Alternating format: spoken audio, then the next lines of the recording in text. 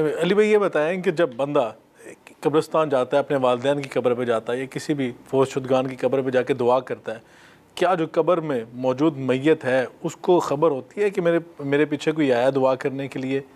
دیکھیں، ایک تو یہ حدیث جو میں نے سنن ابن ماجہ کی بتائی کہ اللہ تعالیٰ اسے خبر دیتا ہے کہ تیرے بیٹے نے استغفار کی تو یہ تیرا مرتبہ بلند ہوا. یہ حدیث سنن ابن ماجہ کی خود ثبوت ہے اس بات کا کہ اسے ڈائریکٹلی نہیں پتہ چلتا، اللہ تعالیٰ بتاتا ہے. ہم مردوں کو خطاب کرتے ہیں، السلام علیکم اہل الدیار من المؤمنین والمسلمین وَإِنَّا إِن شَاءَ اللَّهُ بِكُمْ لَلَاحِقُونَ نَسْأَلُ اللَّهَ لَنَا وَلَكُمُ الْعَافِیَةَ. یہ دعا صحیح مسلم میں رپورٹ ہوئی ہے. اہل ایمان کے لیے قبرستان جا کے دعا کرنا یہ اہل ایمان کا حق ہے کہ مسلمان اپنے فوت شدگان کے لیے ربنا اغفر لنا ولاخواننا الذین سبقونا بالایمان، اہل ایمان کی نشانی ہے کہ وہ اپنے مردوں کے لیے دعا کرتے ہیں جو پہلے ایمان کی حالت میں جا چکے، وہ آپ نے کرنی ہے. لیکن جو ہم یہ سلام کرتے ہیں، یہ سلام کا ان تک پہنچنا یہ برزخی موڈ ہے. اگر کوئی کہتا ہے یہ فزیکل پہنچنا ہے، پھر اس کا لازمی نتیجہ ہے کہ جب وہ وعلیکم السلام کہتے ہیں نا تو ہمیں باہر آواز آنی چاہیے.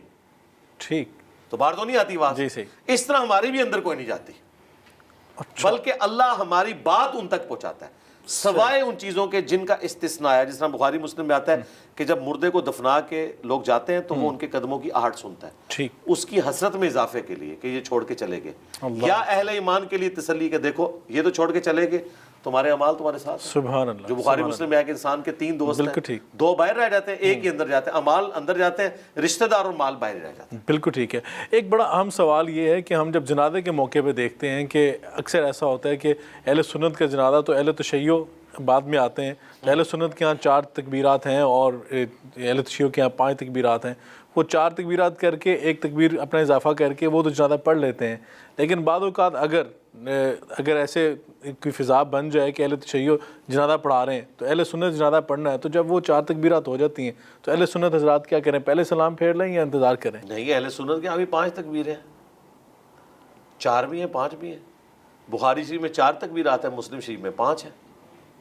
نبی الاسلام نے 5 تکبیرات. اہل سنت اپنے جنازوں میں پڑھتے ہیں؟ اہل حدیث تو 5 ہی کرتے ہیں. ہمارے استاد شیخ زبیر علی زئی صاحب کا جب جنازہ ہوا انہوں نے وصیت کی تھی کہ 5 تکبیرات ہوں گی، تو ان کے جنازے میں 5 ہوئی تھی. مولانا ساق صاحب کے جنازے میں 5 ہوئی تھی کہ تاکہ یہ مردہ سنت زندہ کی جائے. یہ صحیح مسلم میں ہے کہ نبی الاسلام نے 5 تکبیرات بھی پڑھی ہیں، 4 بھی پڑھی ہیں. اہل سنت کے یہاں دونوں روایتیں ہیں. لیکن جس علاقے میں یہ رائج نہ ہو چیز، اس رائج علاقے کو میں چھوڑیں، ہم نے تو ان متس کو توڑنا ہے. دیکھیں ہماری ماں ام حبیبہ جو حضرت معاویہ کی بہن تھی اور ام المومنین ہیں، جی، ان کے والد ابو سفیان فوت ہوئے. بخاری مسلم کے الفاظ ہیں جب 3 دن گزر گئے انہوں نے خوشبو لا کے جسم پہ ملی.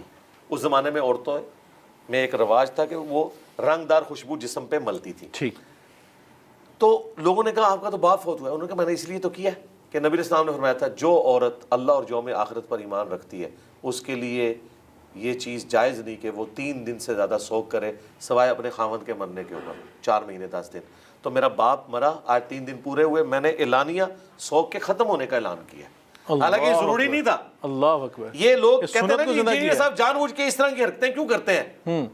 ہم اس لیے کرتے ہیں تاکہ آپ کا دماغ کھولیں. یہ ہماری ماں کی سنت ہے. ہماری ماں کو کوئی ضرورت نہیں تھی کہ اپنے باپ کے مرنے کے 3 دن کے بعد وہ خوشبو ملتی یہ بتانے. لیکن یہ ایسی چیز، اگر وہ چیز بھی جائز ہے، یہ بھی چیز جائز ہے. اگر یہ چیز کرنے سے معاشرے میں ایک نئی چیز، ایک نیا فتنہ جو ہے وہ فتنہ تو وہ ہے معاشرے کے اندر جن لوگوں نے دین کو بگاڑ کے داخل کیا.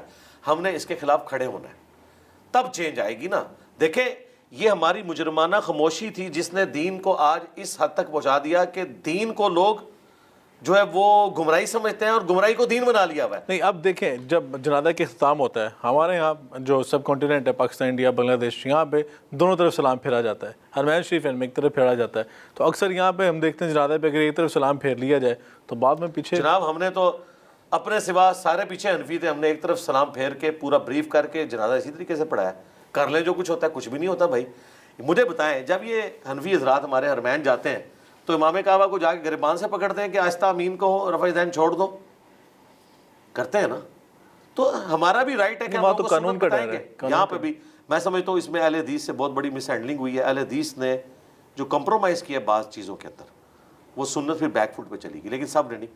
شیخ زبیر صاحب کے جنازے میں 1 سلام پھیرا گیا، مولانا ساق صاحب کے جنازے میں 1 سلام پھیرا گیا.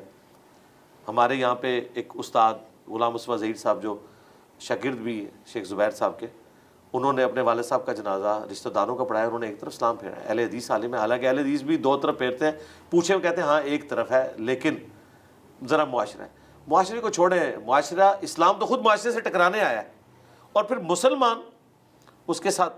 کل کو تو آپ یہ کہیں گے کہ معاشرے کی مت یہ ہے کہ آپ نے شادی شدہ جوڑے کو فلاں دربار کے اوپر لے کے جانا ہے, ہم کہیں گے بھائی نہ, یہ کام نہ کرو. ٹھیک, بھائی اسلام کیا کہہ رہا ہے, ہم نے اس کو دیکھنا ہے. بالکل ٹھیک. تو اس طرح کی چیزیں, ہاں اس میں آپ کے ساتھ ایگری کرتا ہوں, جہاں پہ دو رائے موجود ہوں وہاں پہ آپ ایک رائے کو اڈاپٹ کریں, لیکن سنت کو قتل کر کے نہیں. ٹھیک ہے, جس طرح عائشہ سے کہا نبی صاحب نے بخاری مسلم میں کہ اگر تیری قوم نئی نئی جالی سے نہ بھری ہوتی تو میں حتیم کو کعبے میں داخل کر دیتا.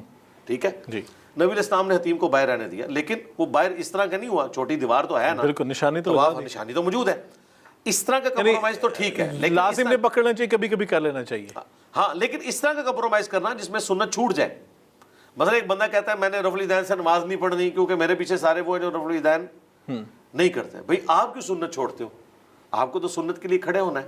ٹھیک, اور آپ کو سچائی کے لیے کھڑے ہونا ہے, کسی کو تو رول ماڈل کے طور پہ کھڑا ہونا ہے نا. بالکل ٹھیک ہے. یہ بتائیں کہ جب جنازہ ہم پڑھتے ہیں تو نبی پاک نے فرمایا کہ ایک مسلم کا دوسرے مسلم پر جو حق ہے ان میں سے آخری حق ہے کہ اس کا جنازہ جو ہے اچھی طرح پڑھا جائے.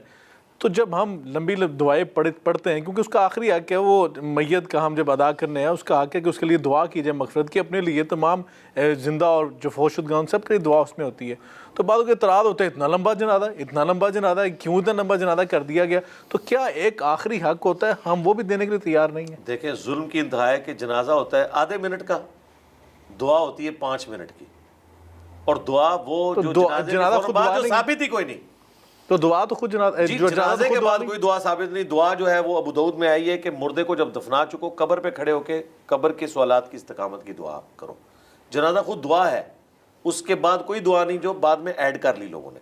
ایون فرض نماز کے بعد بھی جو دعا اجتماعی کی جاتی ہے ثابت نہیں, سنت اذکار ثابت ہے. جنازہ یہ آدھے منٹ کا پڑھتے ہیں, کہتے ہیں نہیں مردے کو نا جلدی دفنانا چاہیے. اگر جلدی دفنانا مقصد تھا تو بعد میں 15 منٹ کی دعا کیوں کروا رہے ہو؟ اس کی بجائے یہ دعا کرتے ہیں. مسلم شریف میں وہ ایک صحابی کتنی دردناک حدیث روایت کرتے ہیں, وہ کہتے ہیں ہمارا ایک ساتھی فوت ہوا, نبی علیہ السلام نے اس کے جنازے کے اوپر دعائیں مانگی, اور ظاہر اونچی آواز میں مانگی. اونچی آواز میں بھی جنازہ ثابت ہے, آہستہ بھی. ٹھیک, یعنی دونوں طریقے سے پڑھا جا سکتا ہے, دونوں طریقے سے سنت ہے. تو اہل حدیث حضرات پڑھتے ہیں ایسے؟ جی اہل حدیث ہی پڑھتے ہیں اونچی آواز سے. نہیں آہستہ بھی پڑھتے ہیں؟ جی آہستہ بھی پڑھ لیتے ہیں, میں نے آہستہ بھی کئی جنازے پڑھے اہل حدیث کے. ٹھیک, آہستہ بھی پڑھ لیتے ہیں. اچھا اب عرب میں تو آہستہ ہی پڑھا جاتا ہے نا, چونکہ عمومی عمل ہے. اونچی آواز میں بھی ہے, بخاری میں ہے کہ عبداللہ ابن عباس نے بلند آواز سے فاتحہ پڑھی اور کہا میں نے تمہیں بتایا کہ یہ سنت ہے.